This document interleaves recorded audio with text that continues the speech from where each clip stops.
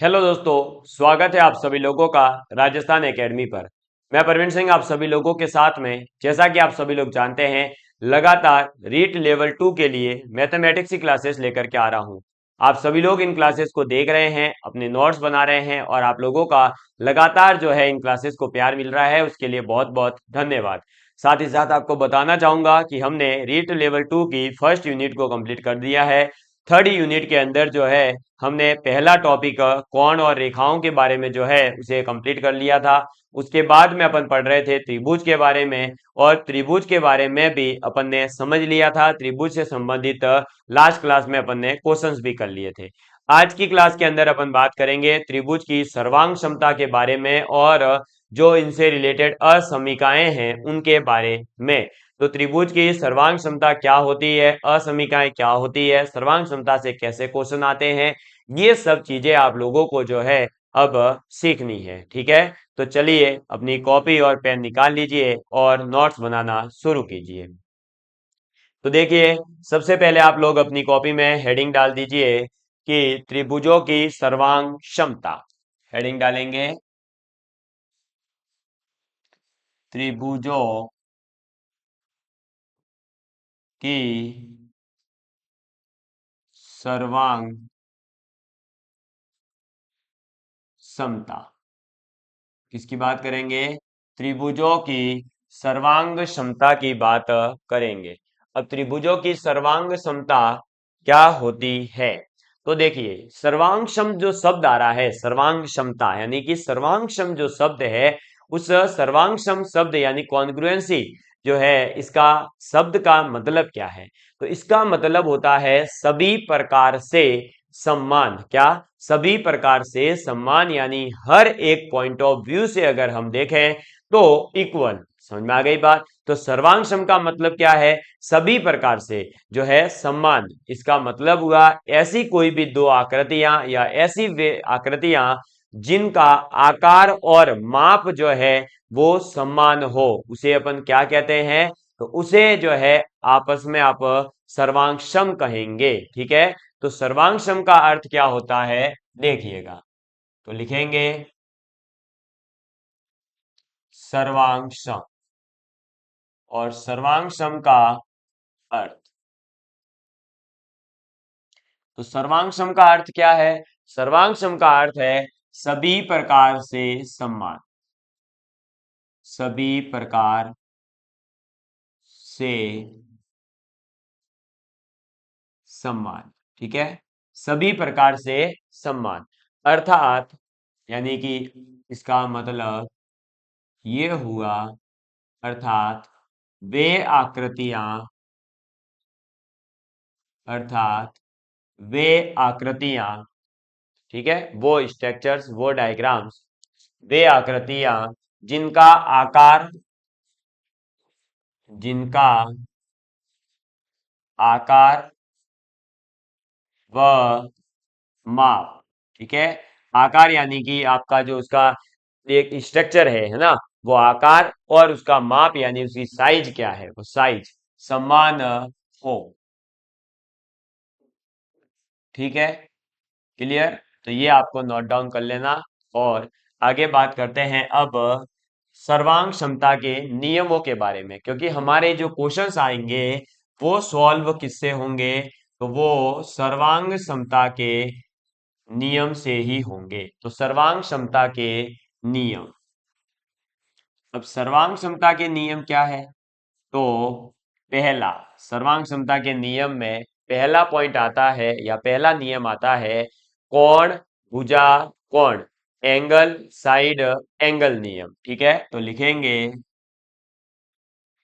कोण भुजा कोण नियम। ठीक है, इसे क्या कहेंगे?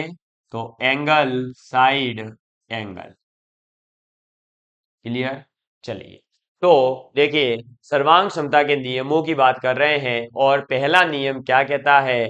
तो पहला नियम है कोण भुजा कोण नियम, एंगल साइड एंगल रूल।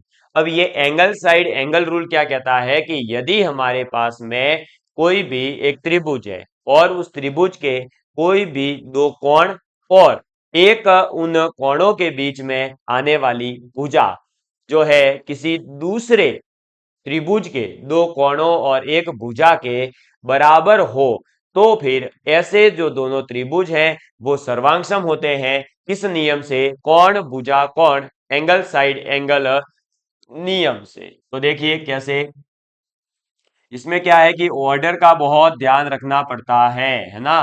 भाई आप कौन सा एंगल ले रहे हो, कौन सी साइड ले रहे हो, ये बहुत मायने रखता है। तो ये थोड़ा सा इधर लिखेंगे। अब देखो, ये हो गया ए, ये बी, ये सी। तो एबीसी त्रिभुज, ये है पी क्यू और आर। ठीक है। अब इसके अंदर ये है ए कोण, ये है बी कोण, ये है सी कोण। ऐसे ही ये है पी कोण, ये है क्यू कोण, ये है आर कोण।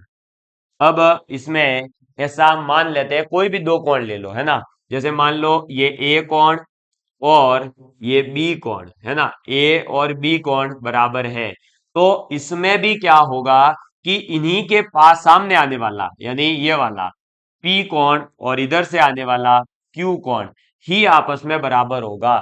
जैसे कि इसका नाम लिखा हुआ होगा आपके एग्जाम के अंदर कि भाई ए बी सी त्रिभुज है ना। और इसके लिए नाम लिखा हुआ होगा क्या आपका? तो त्रिभुज पी क्यू आर। इसका मतलब है कि जो ये एबीसी त्रिभुज में ए पॉइंट जहां पर है, वहीं पर पी क्यू आर त्रिभुज में पी पॉइंट आएगा। जहां पर बी पॉइंट है वहां पर इसका क्यू पॉइंट आएगा। जहां पर सी पॉइंट है वहां पर आर आएगा। तो आपने सबसे पहले ए पॉइंट ऊपर रखा है तो इसमें भी पी पॉइंट ऊपर आएगा। बी पॉइंट इधर वाला है तो इसमें क्यू पॉइंट इधर आएगा। सी पॉइंट इधर है तो उसमें आर पॉइंट इधर आएगा। क्लियर? ये ध्यान रखना। अब इसमें क्या बोला? दो कोण बराबर लिए अपन ने, तो ए और बी कोण बराबर लिया, तो इसका पी और क्यू बराबर हो जाएगा। यानी यहां पर तो हो जाएगा ए कोण बराबर किसके? बी कोण के। तो यहां क्या होगा? आपका पी कोण बराबर होगा क्यू के। और जो भी दो कोण आपने बराबर लिए, उन कोणों के बीच में, उन कोणों के बीच में जो आने वाली भुजा है, जो कि ये रही, ये देखो भाई, ए कोण और ये बी कोण, दोनों कोण किस लाइन पर है? इस ए बी लाइन के ऊपर है। तो ऐसे ही यहां पर P और Q कौन सी लाइन के ऊपर आ रहे हैं? पी क्यू लाइन के ऊपर। तो पी क्यू और ए बी भी आपस में क्या होंगे? बराबर होंगे। ठीक है। तो यहां पर तो ए बी और यहां पर पी क्यू क्या होंगे? बराबर होंगे। तो इसका मतलब हम ये कहेंगे कि देखो भाई, अगर ये दोनों त्रिभुज आपस में सर्वांगसम है, तो हम ये कहेंगे कि कोण ए बराबर है कोण पी के, कोण बी बराबर है कोण क्यू के, और ए बी भुजा बराबर है पी क्यू भुजा के। ठीक है। तो देख रहे हो आप, ए एस ए लग रहा है ना। ए एंगल, फिर साइड, फिर एंगल। ठीक है। तो दो एंगल और एक साइड, ये जब तीन चीजें आपस में दो त्रिभुजों की बराबर हो, तो ऐसे दोनों त्रिभुजों को क्या कहते हैं? सर्वांगसम त्रिभुज कहते हैं। आप ये डायग्राम बना लीजिए और ये पॉइंट नोट डाउन कर लीजिए, फिर इसकी जो है थ्योरेटिकल जो डेफिनेशन है वो मैं आपको लिखवा दूंगा। ठीक, चलो, लिख लिया इसको। चलिए, अब बात करते हैं आगे। तो अब आप इसके लिए लिख लीजिए कि यदि एक त्रिभुज, लिख लीजिए इसके लिए, यदि एक त्रिभुज, यदि एक त्रिभुज के कोई दो, यदि एक त्रिभुज के कोई दो कोण और दो कोण और दो कोण और उनकी अंतरित भुजा, अंतरित भुजा का मतलब होता है दोनों कोणों के बीच में आने वाली। ठीक है। और उनकी अंतरित, उनकी अंतरित भुजा, ठीक है, उनकी अंतरित भुजा दूसरे त्रिभुज, अंतरित भुजा दूसरे त्रिभुज के दूसरे त्रिभुज के दो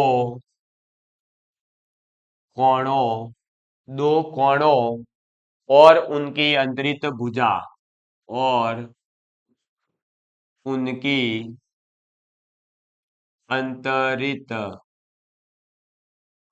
अंतरित भुजा बराबर बराबर हो तो ठीक है। तो देखिए, यदि एक त्रिभुज के कोई दो कोण और उनकी अंतरित भुजा तथा दूसरे त्रिभुज के दो कोण और उनकी अंतरित भुजा बराबर हो तो दोनों त्रिभुज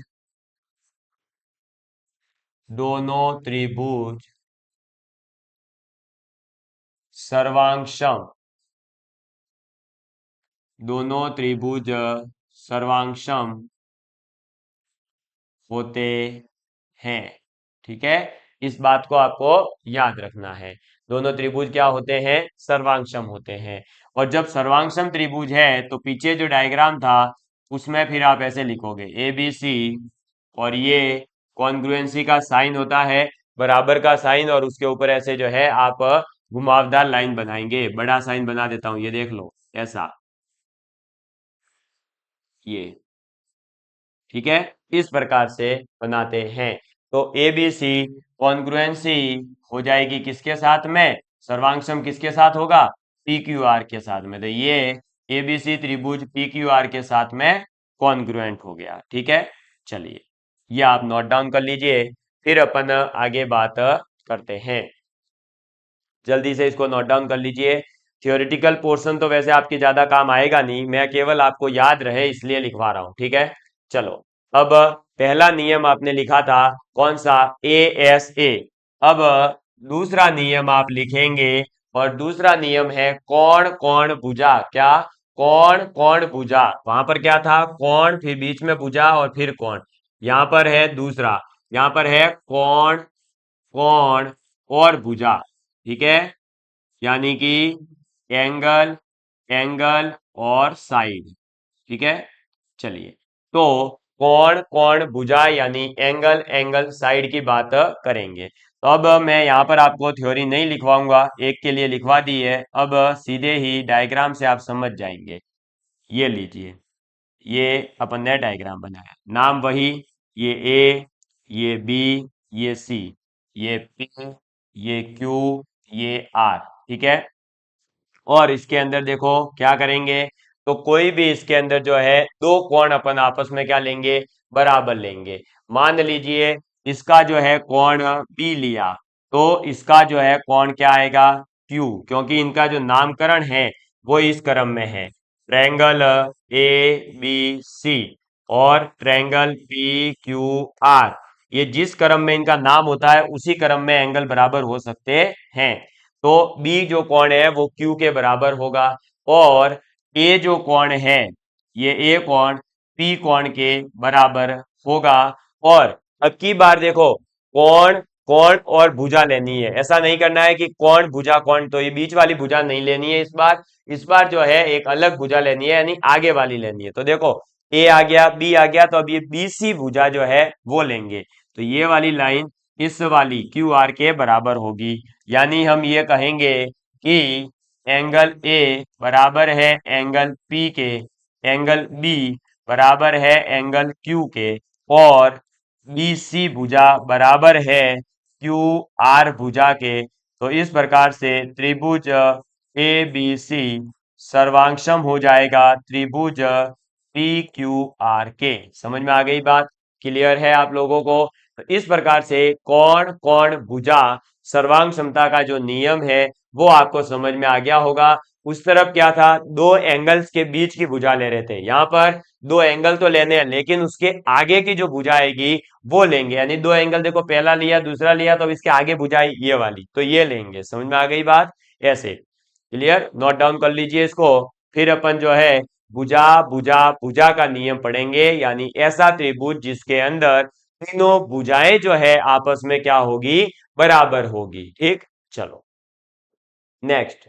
अब आप लिखेंगे थर्ड नियम क्या है? भुजा भुजा भुजा नियम, साइड साइड साइड रूल। तो थर्ड, भुजा भुजा भुजा नियम,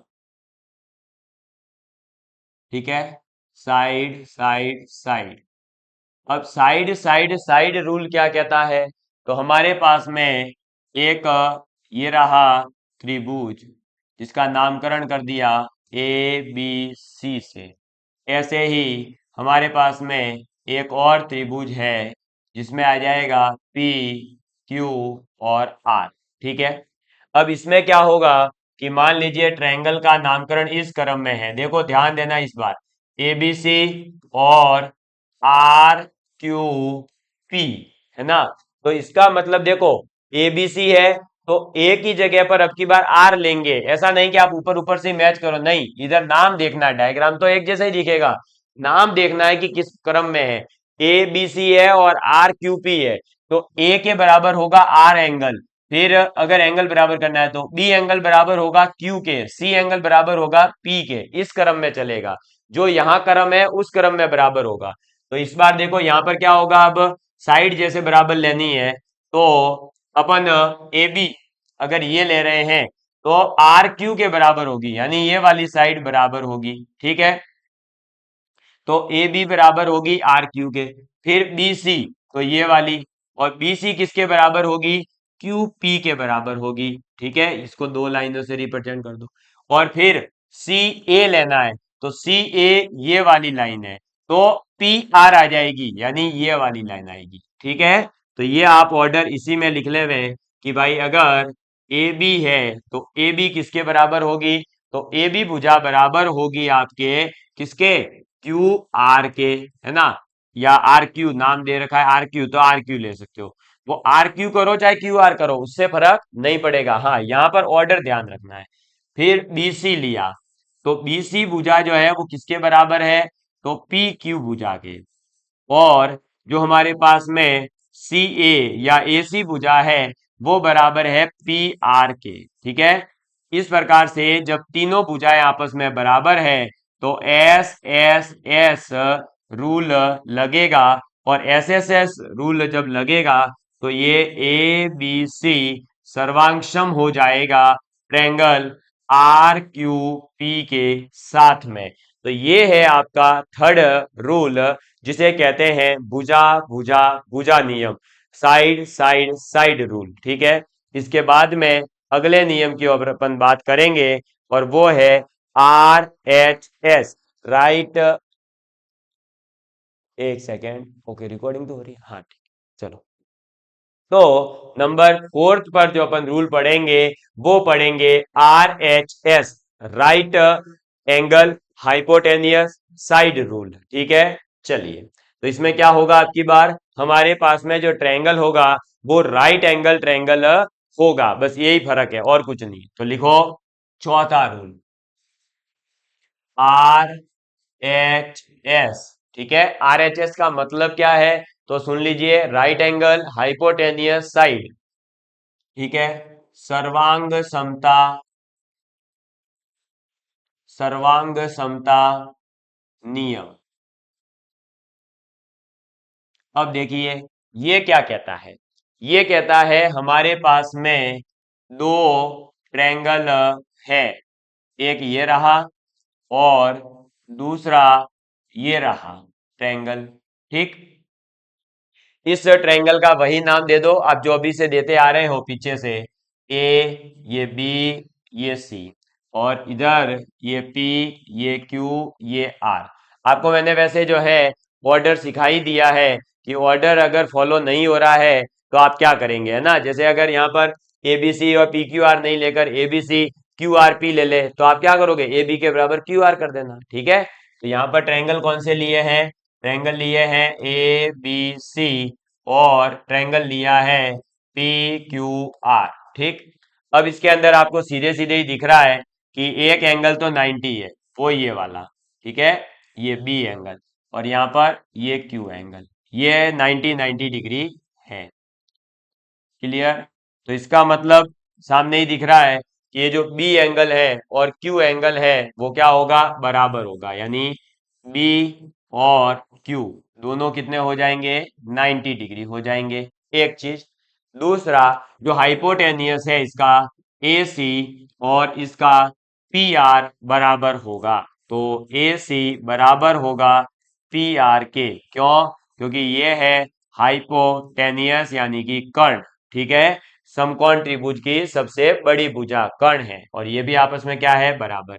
फिर हमारे पास में आ जाता है, इसकी एक भुजा लेंगे। ठीक है, अब इसकी भुजा मान लो ये बीसी वाली ली आपने, कौन सी ली, ये बीसी भुजा ली, तो इसकी जो है यही वाली आ जाएगी क्यू आर। ठीक है, बस तो ये बराबर कर दो, है ना। तो बी सी भुजा बराबर होगी क्यू आर के, और ये क्या है, इसकी एक भुजा है। जरूरी नहीं है आप इस भुजा को ही ले, आप हो सकता है ए बी और पी क्यू को ले सकते थे। ठीक है, तो वो आपके ऊपर है, आप कौन सी भुजा लेनी चाहे।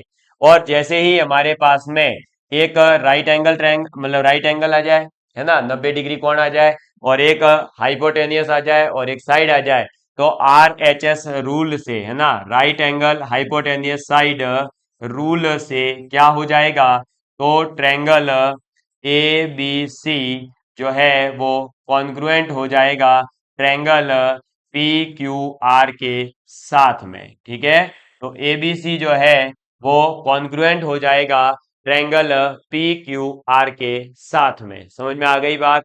इस प्रकार से आर एच एस का जो नियम है वो अपने काम करेगा। आप इसे एक बार नोट डाउन कर लीजिए, फिर अपन जो है आगे बात करते हैं। तो ये आपने चार टोटल जो है नियम पढ़ लिए हैं सर्वांग समता के, यानी कॉन्ग्रुएंसी के। कौन कौन से रूल पढ़े हैं, तो पहला पढ़ा आपने ए एस ए रूल। ठीक है, एंगल साइड एंगल। फिर आपने पढ़ा एंगल एंगल साइड, और उसके बाद में आपने पढ़ा है कौन सा, तो आपका आर एच एस। ठीक है, राइट एंगल हाइपोटेनियस साइड। और फिर आपने एक पढ़ा है कौन सा, तो एस एस एस यानी side side side rule. Clear? मुझे उम्मीद है कि आप लोग जो है इस चीज को समझ गए होंगे। एक बार इसे नोट डाउन कर लीजिए। अब एक और बता देता हूं आपको, जिसे आप सास कहते हैं, एस ए एस। कौन सा? S A S rule. ठीक है, तो नंबर 5 पर आप लिखेंगे एस ए एस रूल। ये मैंने आपको जो है पूरे डिटेल में रूल पढ़ा दिए हैं। ये लास्ट रूल है, और इसमें क्या होता है, तो ये है हमारे पास में ए बी और सी।